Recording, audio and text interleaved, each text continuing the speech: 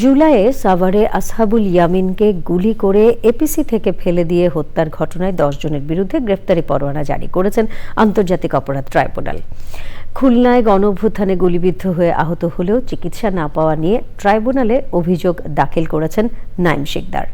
এতে খুলনা সাবেক মেয়র তালুকদার আব্দুল খালেক, সাবেক এমপি শেখ হালাল এবং শেখ তন্ময় সহ 121 জনকে অভিযুক্ত করা হয়েছে। মাজহারুল হক মান্না জানাচ্ছেন। রাজধানীর মিরপুরে MISTর শিক্ষার্থী ছিলেন শহীদ শায়েখ আসহাবুল ইয়ামিন।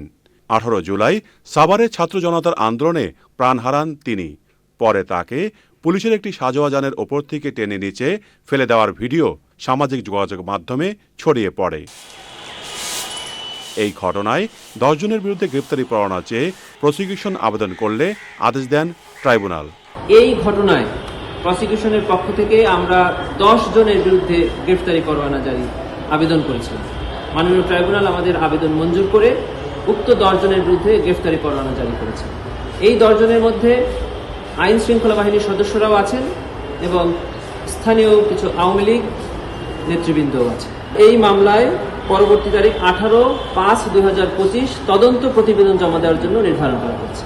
জুলাইয়ে খুলনা এলাকায় গণঅভ্যুত্থানে পুলিশের একাধিক গুলিতে গুরুতর আহত হন নাঈম শিকদার। হাসপাতালে নেওয়া হলেও চিকিৎসা ছাড়াই তাকে বের করে দেন চিকিৎসক। এই ঘটনায় অভিযোগ দাখিল করতে ট্রাইব্যুনালে আসেন নাঈম। পাশে তাকাই দেখি গুলি লোড দিয়ে দাঁড়াই আছে। এই দেখে আমার যে ছাত্রবাড়ি আছে তাদেরকে বলছি কি তোমরা দৌড় দাও। এই বলতে যে আমি এরকম তাদেরকে ঘিরে ধরছি যে তোমরা ওই পাশে যাও। তারা এই সুযোগ পেয়ে তারা পিছন থেকে আতঙ্কিতভাবে গুলি চালাইতে গেছে। পরে রূপসা যে মেডিকেল ছিল, প্রাইভেট মেডিকেলগুলো, ওইখানে সামনে গেছি, যাওয়ার সাথে সাথে তারা বলছে যে স্টুডেন্ট এবং যারা গুলিবিদ্ধ তাদের জন্য চিকিৎসা হবে না।